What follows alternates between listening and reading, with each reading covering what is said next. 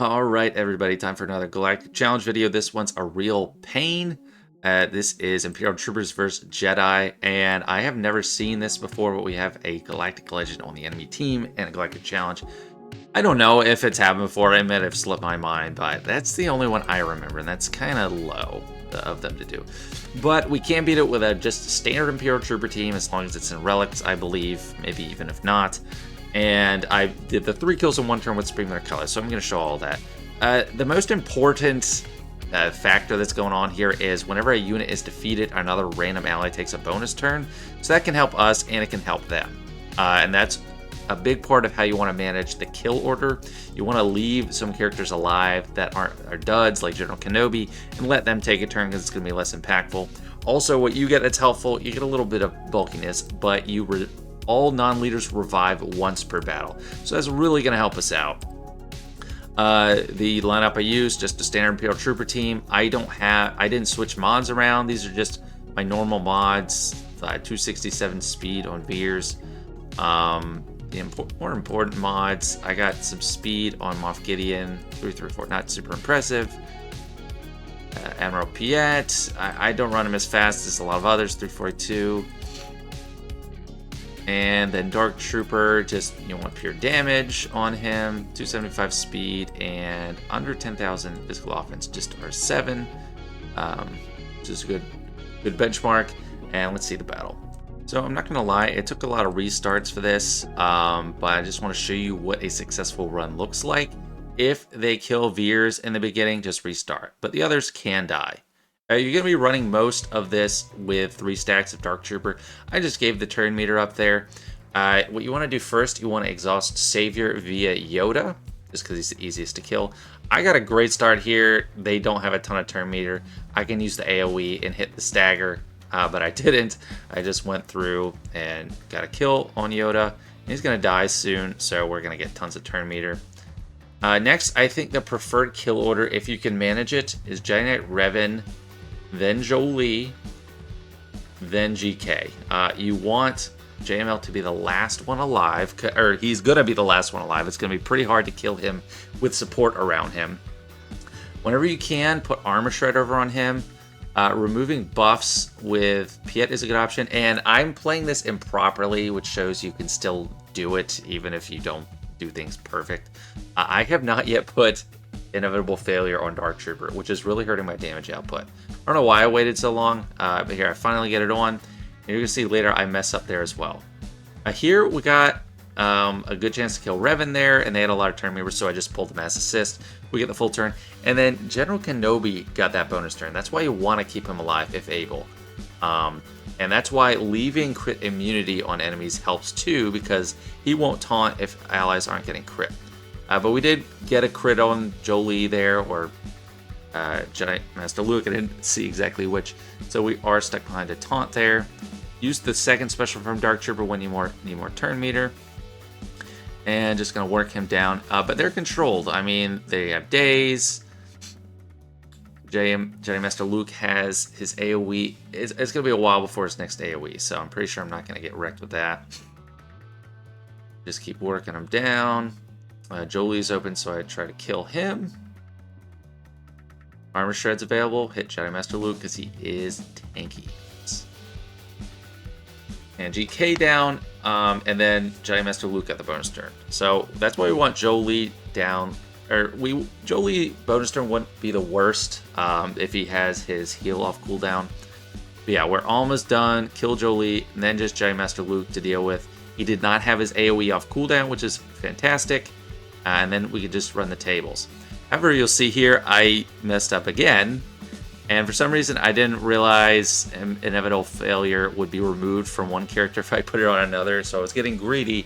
I put it on range, hoping I'd get them both to call to assist, which is not the case. So I made it rougher on myself. So you got, again, another mistake. You know, you can make mistakes at this stage when it's just JML. However, you really don't want to. One thing that's been plaguing us is Moff Gideon has been dazed for a long time, so he's not getting to take his turn, which would really help. He has the Armor Shred, he has turn meter removal, it would be great. But even with that mess up of not putting Imperial or leaving inevitable failure on our trooper, still making it work. Another important thing, they recover health and protection from debuffs. So that was a mistake there, using the AoE instead of just the basic. The basic with Moff Gideon would have killed him, but it didn't. And then we have to work through again. But he doesn't have crit immunity anymore, and I could have gone for the armor shred there, but I went for Terminator removal because I don't know if that would mess me up. If he put like days on Dark Trooper or something, that would be really bad. Get up to 3 stacks here, and now I should really be finishing it off soon. Armor shred, so he's got 3. So close, man. There we go. That should take care of 3 of the feats, and it can be done. And the 3 kills in 1 turn feat is, I think, a lot more annoying, actually. It actually took me longer to do it, even with Supreme Leader Kylo Ren. Basically, you want to charge up enough mastery and then have 3 enemies weak enough to kill them at the last blow. The only 3 that really matter are Supreme Leader Kylo Ren Unmasked, and Watt. I just kept having Hux and First Order Officer dying before they could do anything, so I was trying Piet and Thrawn, but in this battle they don't actually do anything. You want to give the tank tech to Supreme Leader Kylo Ren so he's not getting ability blocked, and then Kylo Ren Unmasked, you want to give the med pack. And my mods, I don't even know if they're optimal for this. I just have a speed focus build, crit damage triangle, 12,300 offense, and then my crew, he's pretty balanced with his tankiness. Health and protection are pretty even, which helps with that med pack. So let's just get into the battle. Recording. And yeah, so Thrawn and Piet you can have as flex spots. This is a really tricky balancing game, and I tried it a lot of different ways. What I did in the end, I think I killed JML, Revan, and GK, I think. Grandmaster Yoda is the flimsiest, of course. JML's the most tanky. And I think after him, Jedi Knight Revan is actually the second most tanky. We want to be mindful of Foresight, crit immunity. Because Foresight you can use to your advantage. You can do a swipe and not hurt people. Because if you want to keep them alive until you do the finishing blow, you're gonna have to keep some people alive for a while. If you have to do a basic or the poke, I would do the poke on General Kenobi and then Jolie, because they can both be stunned. It's really useful to remove all the buffs.